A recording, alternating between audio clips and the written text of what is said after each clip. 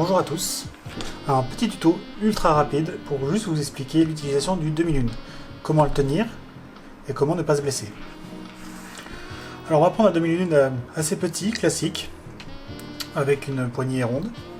On va essayer aussi tout à l'heure avec une poignée un peu plus plate, mais le principe étant le même. Le demi-lune se tient d'une façon à ne pas mettre les doigts devant, déjà pour commencer. Et un peu comme une haleine, vous allez le caler. Et comment ne pas se blesser? Ici. Vous voyez là par exemple, je viens de me couper. Faut faire très attention. Ouais, voilà. C'est magique. Putain. Bref, on va continuer. Donc ne mettez pas vos doigts sur la lame. Hein, voilà, donc c'est pas fait exprès. Hein. Donc vous le mettez un peu comme une haleine. Vous ne mettez pas vos doigts là-dessus. Et ici, vous allez mettre un doigt à ce niveau-là. Donc, vous refermez votre poignet, votre main ici, et vous le tenez fermement à ce niveau-là. Il doit y avoir le prolongement, comme ceci. C'est-à-dire que vous allez pousser avec cette partie-là, qui est donc le prolongement de votre bras. Alors le principe, c'est que ça se tient comme ça, pour faire une découpe avec cette partie-là. Voilà. Toujours éviter de mettre les doigts devant ou dessus. Je vais utiliser mon doigt qui est là pour me servir de guide. Alors bien entendu, je ne vais pas le mettre en dessous, hein, je vais le mettre posé à ce niveau-là, contre la lame. Et ça va me permettre de toucher en même temps la partie cuir que je souhaite contrôler. Et en même temps la lame pour savoir où elle se déplace. Par exemple ici, hop, en appuyant, j'ai mon doigt là, mais il n'est pas devant, hein, toujours pas, il est ici. Et ça me permet de contrôler où je vais. Et là, on a une découpe. Coupe qui saigne de partout d'ailleurs.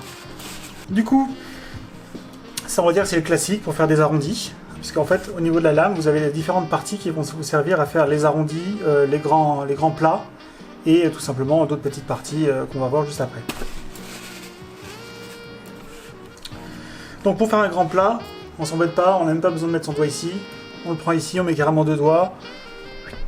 Et on coupe, c'est une vieille chute hein, d'un bord. On va prendre la partie, non pas là, mais plutôt ici. Et là, on va pousser toujours avec, comme je disais tout à l'heure, le bras. On ne pousse pas avec la main, on pousse avec le bras. Le bras qui va appuyer ici et va avancer faire avancer le demi-lune.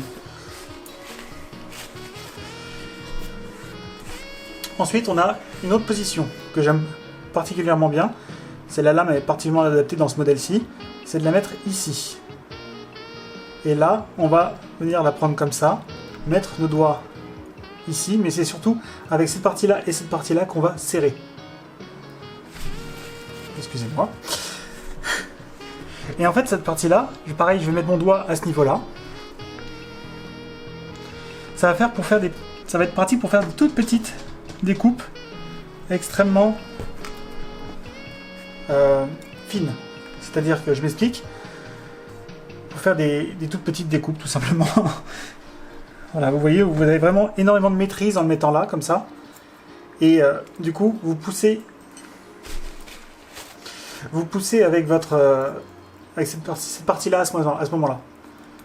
Vous serrez là et vous poussez en même temps. Et là, vous faites vos inserts de pierre, vous faites des toutes petites découpes sur l'intérieur du cuir, c'est très pratique pour ça. Ensuite, on a le classique, hein. Vous le mettez là comme la laine et vous coupez, enfin pas ici, vous coupez ici en fait. Là, il est un peu mou, mais dans l'idée, ça fonctionne. Cette partie-là va vous aider, sans le poser, à faire des grandes longueurs. Ensuite, tout simplement, vous avez la méthode qui consiste à le mettre dans votre paume à l'intérieur, comme ça. Et là, vous allez faire un mouvement de balancier. Alors attention, le mouvement de balancier, vous ne commencez pas comme ça. Parce que sinon, vous n'allez pas pouvoir, vous allez vous faire mal. Vous commencez droit, comme ceci, et hop. Le mouvement de balancier va vous permettre de faire des petites découpes droites, par exemple pour faire les tranches. Enfin les... comment on appelle ça? On se parle de lui-même, voilà, en faisant les ronds sur les côtés pour éviter que ça fasse des des trucs pointus tout moches. Vous pouvez également le faire sur des parties où vous savez que la longueur de la lame est suffisamment grande. Par exemple là, hop, ça me fait une découpe, ça évite de galérer comme ça. J'ai juste à faire un petit coup de bateau, comme dans les fêtes foraines, et c'est plié. Voilà, à ce niveau-là, il y a à peu près, sans doute, d'autres façons de porter un demi-lune, plus ou moins sécuritaires. Donc il y a celle-là, on a celle-là. Moi je l'aime toujours, je répète, mettre le doigt ici, ne pas mettre les doigts devant quand vous coupez. Vous n'êtes pas comme ça en fait, sinon après vous coupez comme moi, même si la méthode était différente. Et donc la partie où vous pouvez faire ça avec. Voilà, c'est...